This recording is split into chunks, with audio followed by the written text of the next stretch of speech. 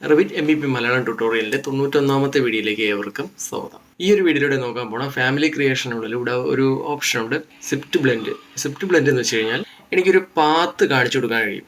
അതായത് ബ്ലെൻഡ് പോലെ തന്നെ ഒരു ബ്ലെൻഡ് എന്താണ് നമ്മൾ ചെയ്തത്, ഒരു ബേസും കൊടുത്തു, ഒരു ടോപ്പും കൊടുത്തു. അപ്പോൾ ഓട്ടോമാറ്റിക്കായിട്ട് റിവിറ്റ് തന്നെ ഡിഫോൾട്ടായിട്ട് അത് തമ്മിൽ കണക്ട് ചെയ്തുകൊണ്ടുള്ളൊരു പ്രൊഫൈൽ തന്നു. പക്ഷേ ഇവിടെ അങ്ങനെയല്ല.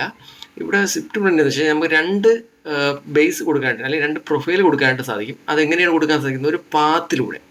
ഓക്കെ, അതെങ്ങനെയാണെന്നുള്ളത് നോക്കാം. ഞാൻ അതിന് വേണ്ടിയിട്ട് ഇവിടെ സ്വിഫ്റ്റ് ബ്ലെൻഡ് സെലക്ട് ചെയ്തു. ഇവിടെ സ്കെച്ച് പാത്ത് കൊടുത്തു.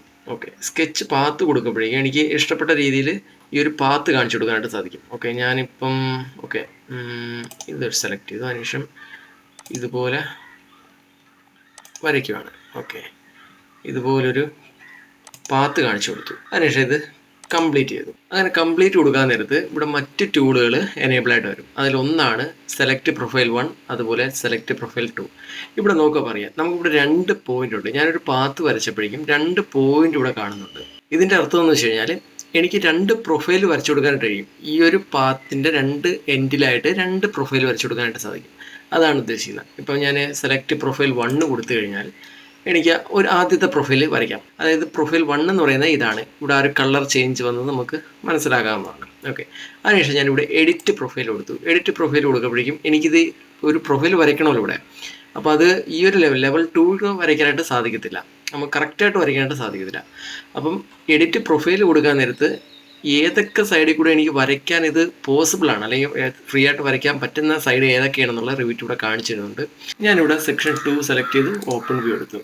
ഓപ്പൺ വ്യൂ എടുത്തപ്പോഴേക്കും എനിക്ക് കൃത്യമായിട്ട് ഇവിടെ ഒരു പ്രൊഫൈൽ വരയ്ക്കാനായിട്ട് സാധിക്കും. ഞാനിപ്പോൾ ഇവിടെ ഒരു സ്ക്വയർ വരയ്ക്കുകയാണ്. ഓക്കെ, ഇതുപോലൊരു സ്ക്വയർ വരച്ചു കൊടുക്കുകയാണ്. ഓക്കെ, അതിനുശേഷം ഞാൻ ഇത് കംപ്ലീറ്റ് ചെയ്തു. എനിക്കിവിടെ സെലക്ട് പ്രൊഫൈൽ 2 എന്ന് പറയുന്നൊരു ഓപ്ഷൻ ഉണ്ട്, അതായത് മറ്റേ എൻഡ്.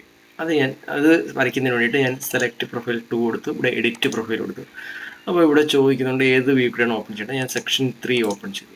ഓക്കെ, സെക്ഷൻ 3 കൊടുത്തപ്പോഴേക്കും എനിക്കിവിടെ കൃത്യമായിട്ട് തന്നെ ഇത് വരയ്ക്കാനായിട്ട് സാധിക്കും. ഓക്കെ, ഞാനിപ്പം ഇതുപോലൊരു ഷേപ്പിലൂടെ അത് വരച്ചു കൊടുക്കുകയാണ്. ഓക്കെ, ഞാനിവിടെ കംപ്ലീറ്റ് ചെയ്യുകയാണ്. ഓക്കെ, കംപ്ലീറ്റ് ആയി. അതിനുശേഷം 3D വ്യൂയിലേക്ക് പോയി കഴിഞ്ഞാൽ ഉണ്ടാവും 2 പ്രൊഫൈല്, 2 ഷേപ്പിലൂടെ 2 പ്രൊഫൈൽ ഞാൻ ഇവിടെ വരച്ചിട്ടുണ്ട്. അതായത് ഷേപ്പ് 1 എന്ന് പറയുന്നത് ഇതാണ്, ഷേപ്പ് 2 എന്ന് പറയുന്നതാണ്. ഓക്കെ, അതെങ്ങനെയാണ് കണക്ട് ചെയ്തിരിക്കുന്നത്? ഞാനൊരു പാത്ത് കാണിച്ചു കൊടുത്തിട്ടുണ്ട്. ആ ഒരു പാത്ത് കണക്കാക്കിയിട്ടായിരിക്കും ഒരു സോളിഡ് പ്രൊഫൈൽ ഇവിടെ ക്രിയേറ്റ് ആയി വരുന്നത്. ഓക്കെ, ഞാൻ ഇവിടെ നോക്കാം. ഞാനിത് കംപ്ലീറ്റ് ചെയ്യുമ്പോൾ കണ്ടോ ഒരു സോളിഡ് പ്രൊഫൈൽ ഇവിടെ ക്രിയേറ്റ് ആയി വന്നിട്ടുണ്ട്. ഓക്കെ, ഇതുപോലെ നമുക്ക് പല ഷേപ്പിലും പല രീതിയിലും നമുക്ക് പ്രൊഫൈലുകൾ ക്രിയേറ്റ് ചെയ്തെടുക്കാനായിട്ട് സാധിക്കും.